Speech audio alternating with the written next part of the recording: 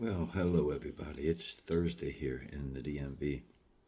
Getting towards the end of the week. Had a great time last night at church and fellowship, sharing some things with some young people about our upcoming mission trip to Jamaica in April.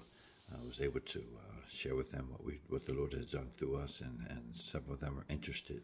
So we're building our team for a mission trip in April. Our team of students and some adults to serve on the island of Jamaica in the fall. In the spring. And you could be in prayer for that for us, that we gather our team together and prepare well and raise the funds necessary. But more details of that to come. Today I'm reading from Psalm 143, verse 3. May the Lord bless you from Zion.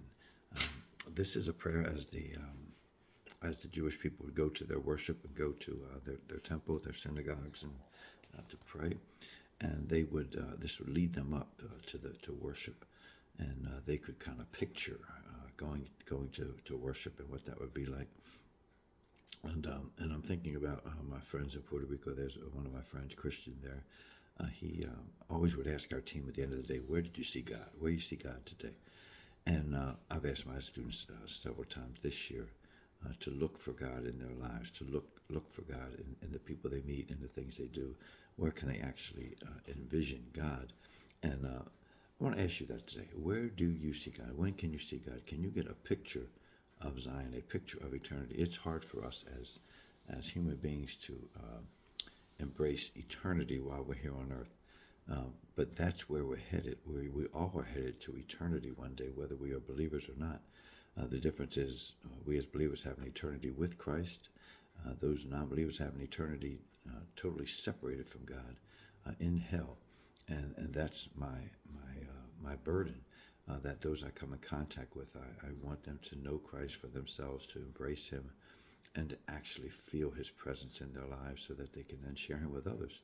But today I want to challenge myself. I want to challenge you as well to try to picture what eternity looks like, to get out of our finite minds and to be able to just embrace the fact of being with Christ, being with the Lord in a perfect world where all we do is please him, where all we do is worship him, where all we do is what he wants us to do. There's no sin, there's no evil, there's no temptation, just Christ and his creation in a perfect world.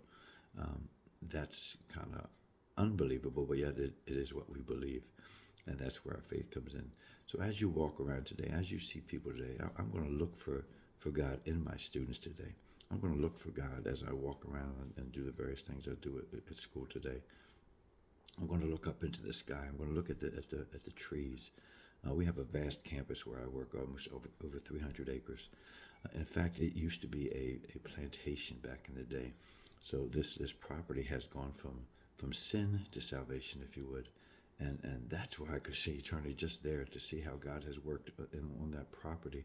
To once was a property cultivating sin, and now this is a property cultivating salvation, winning souls for Christ, building into young people.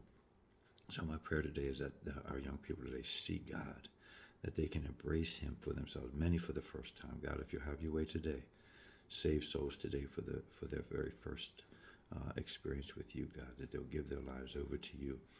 And then as you give us the task of building into them and discipling them with your word and with action, give us the wherewithal to reach their hearts for you, God. So help us, Lord, to see you today. Help our young people to see you today. Help us all in our various tasks and duties and places we go today. Help us to see you at work, and may others see God in us. That's my prayer today. And let me know if you have any needs, any prayer requests, and I'll be happy and privileged to pray for you. God bless you. Talk to you soon.